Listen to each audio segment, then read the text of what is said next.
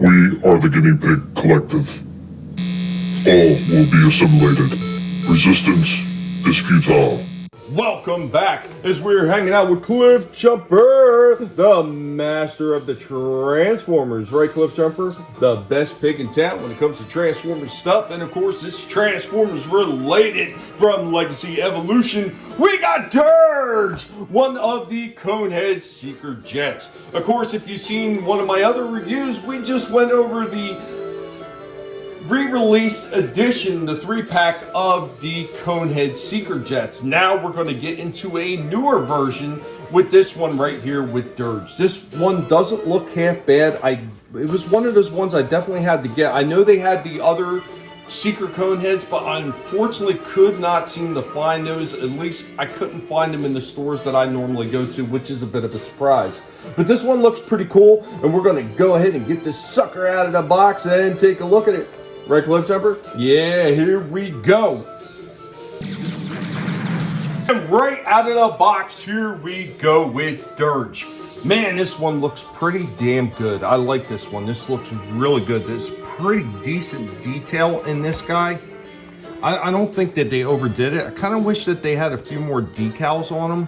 But what they do have on them, it looks pretty damn good. I no complaints with that. I think a few of the colors are a little bit muted on it, but other than that, this looks pretty decent. So let's go ahead and we're going to compare him to the G1 re-release of Dirge and see how he matches up color-wise. And yeah, I think it matches up fairly damn well. It's a little bit darker, of course, than the original one, but it looks pretty good. His weapons actually look a little bit on the thin side as compared to the original one, but once again, I think it works with this version of him. So I also have an original G1. Granted, this G1 is actually missing most of his parts.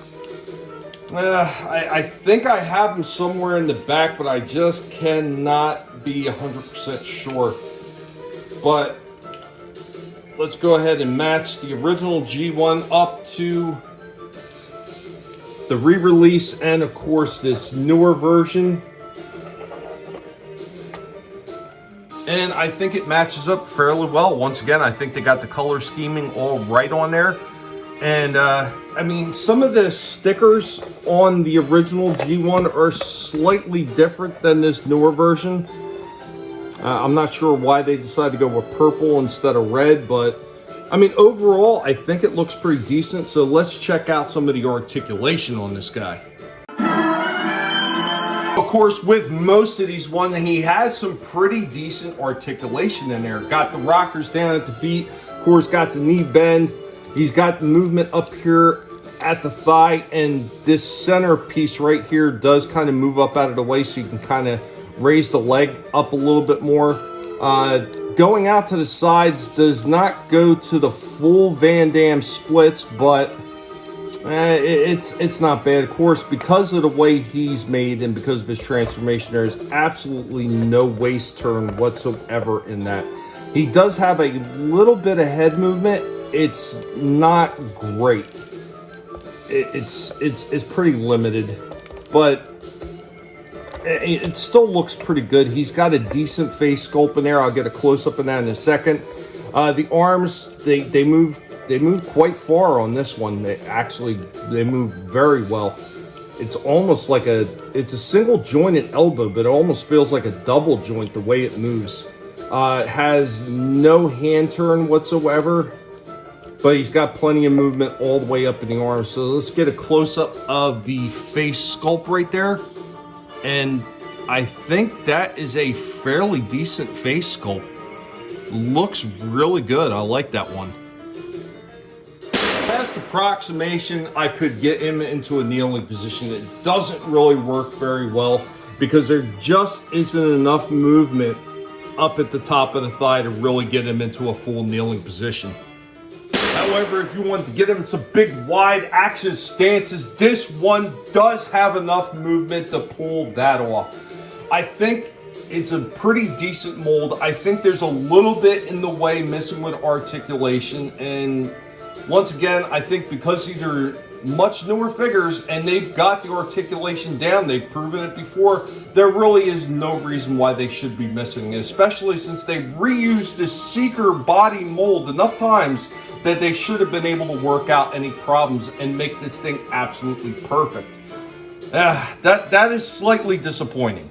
And here we go with Dirge in his jet form.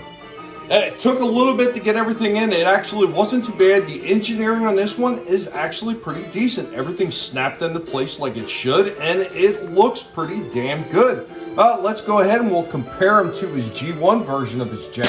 And here we go with the G1 version side by side. I think that they did a pretty good job capturing this one. I really don't have any complaints about this one. It looks pretty damn good. You can definitely tell this is Dirge. Maybe some of the colors in one aspect are darker and some of the other ones are lighter, but overall, I am pretty impressed with the way this one turned out. Granted, it is missing a little bit in the way of articulation, something that should not have happened, but overall, I would say I would give this Dirge from Legacy Evolution, I would give this one a 9 out of 10. This is really decent. It looks like Dirge. Everything transforms the way it should. It just misses a little bit in the way of articulation. Anyway, guys, be sure to let the master of the Transformers, Cliff Jumper, know what you thought about this one. Later, y'all. The Transformers, more than meets the eye. The Transformers.